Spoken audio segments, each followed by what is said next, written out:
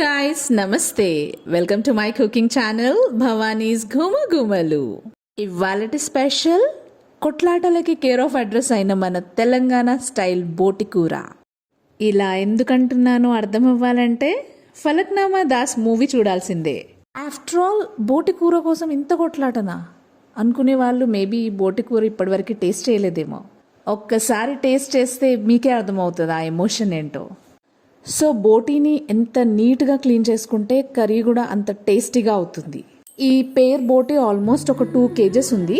నేను ఇక్కడ మీకు డీటెయిల్డ్ క్లీనింగ్ ప్రాసెస్ అయితే చూపించట్లేదు, just I'm giving you a glance. మేమైతే వీటిని బొంతలు అంటాము. సో కత్తిపీటతో కానీ నైఫ్తో కానీ వీటిని పెద్ద పెద్ద ముక్కల్లా కట్ చేసుకొని హాట్ వాటర్లో ఒక 10 minutes నానబెట్టాలి. ఇలా హాట్ వాటర్లో నానబెట్టడం వల్ల మనం ఆ బొంతల మీద ఉన్న బ్లాక్ లేయర్ని ఈజీగా క్లీన్ చేసేయచ్చు నైఫ్తో. అండ్ వీటిని పైప్స్ అంటాము. సో ఇలా 2 to 3 పైప్స్ తీసుకొని 2 fingers మధ్యలో పెట్టి ఇలా లాగుతూ దాని లోపల ఉన్న డర్ట్ అంతా తీసేసుకోవాలి. ఒక 2 to 3 times వాటర్ యాడ్ చేసుకుంటా ఇలా క్లీన్ చేసుకుంటే చాలా నీట్ అయిపోతాయి. సో ఈ పార్ట్స్ అన్నీ నీట్గా క్లీన్ చేసుకొని మనకు కావాల్సిన సైజులో కట్ చేసుకున్నాక ఒక 1 tablespoon సాల్ట్ అండ్ ఆల్మోస్ట్ ఒక 6 onions పకోడీకి కట్ చేసుకున్నట్టు కట్ చేసినవి యాడ్ చేసి మంచిగా అన్నీ స్క్వీజ్ చేసుకుంటా ఒక 4-5 times వాటర్లో వాష్ చేసుకోవాలి. ఇలా చేస్తే ఈ బోటీలో ఇంకేమైనా బ్యాక్టీరియా ఉన్నా అదంతా పోయి చాలా క్లీన్ అయిపోతుంది. బయట రెస్టారెంట్స్లో కానీ కర్రీ పాయింట్స్లో కానీ ఈ బోటీ తినడానికి ధైర్యం సరిపోదు. ఎందుకంటే మనం ఇంట్లో చేసుకున్నట్టు వాళ్ళు అంత డీప్ క్లీనింగ్ చేస్తారో లేదో అని ఒక డౌట్ ఉంటుంది. అందుకే మేమైతే ఇంట్లోనే క్లీన్ చేసి కుక్ చేసుకొని తినడానికి ప్రిఫర్ చేస్తాము.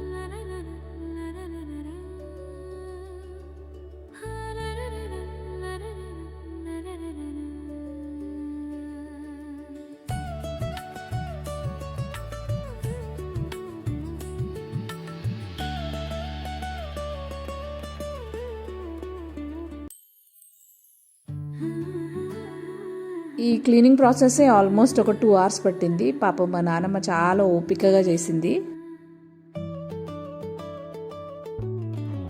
చూస్తున్నారు కదా బోటీ ఎంత నీట్గా అయిపోయిందో. సో ఇక్కడ మనం సపరేట్గా ఆనియన్స్ ఏం వాడట్లేదు కర్రీలోకి. మన బోటి కూరకి కావాల్సిన ఐటమ్స్ చూసేద్దాం.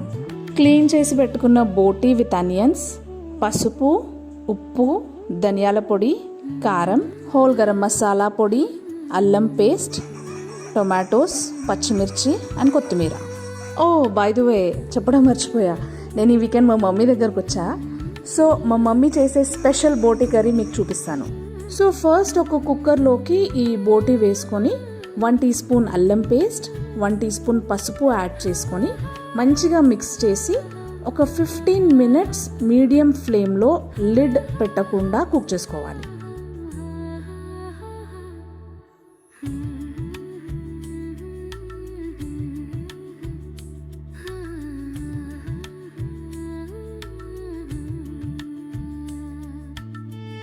చూడండి 5 minutesకే బోటీలోంచి వాటర్ ఎలా రిలీజ్ అయిందో.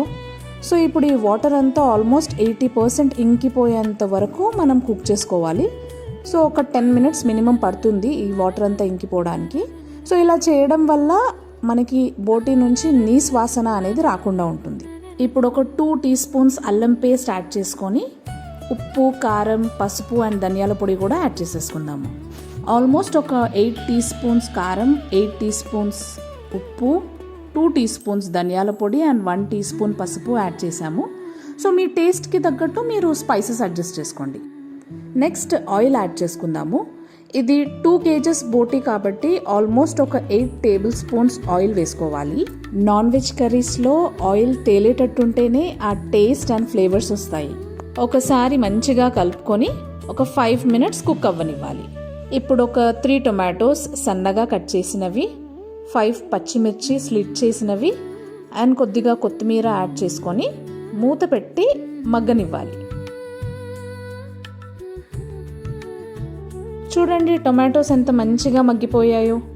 ఇప్పుడు కర్రీకి సరిపడంత వాటర్ యాడ్ చేసుకోవాలి.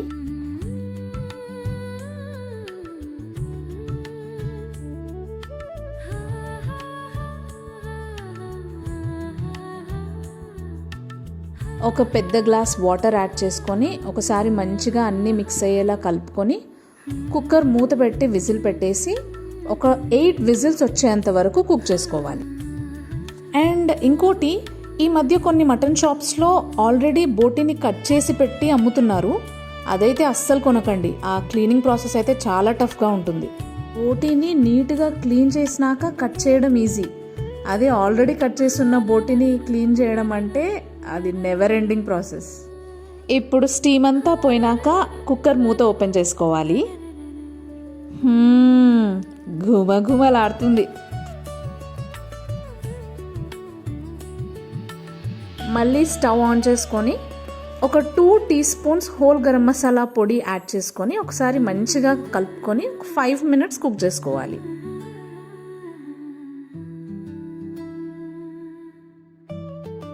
ఆయిల్ తేలుతుందంటే మన బోటి కూర రెడీ అయిపోయినట్టే. ఇంకా ఫ్లేమ్ ఆఫ్ చేసేసి మనం ఒక సర్వింగ్ బౌల్లోకి తీసేసుకుందాము. వేడి వేడి టేస్టీ మన తెలంగాణ స్టైల్ బోటి కూర రెడీ. ఈ బోటి కర్రీ రైస్తో, చపాతీతో ఆర్ బగారా రైస్తో దేంతో తిన్నా సూపర్ టేస్టీగా ఉంటుంది. చూడండి ఎంత పర్ఫెక్ట్గా కుక్ అయిందో. టేస్ట్ అయితే ఇంకా నెక్స్ట్ లెవెల్. చూడ్డానికి ఎంత కలర్ఫుల్గా టెంప్టింగ్గా కనిపిస్తుందో. ఒక్కసారి టేస్ట్ చేశారంటే మళ్ళీ తినాలనిపించే అంత టేస్టీ రెసిపీ ఇది. ఇలాంటి మరిన్ని కిర్రాక్ రెసిపీస్ కోసం please like, share and subscribe to my channel. Thank you.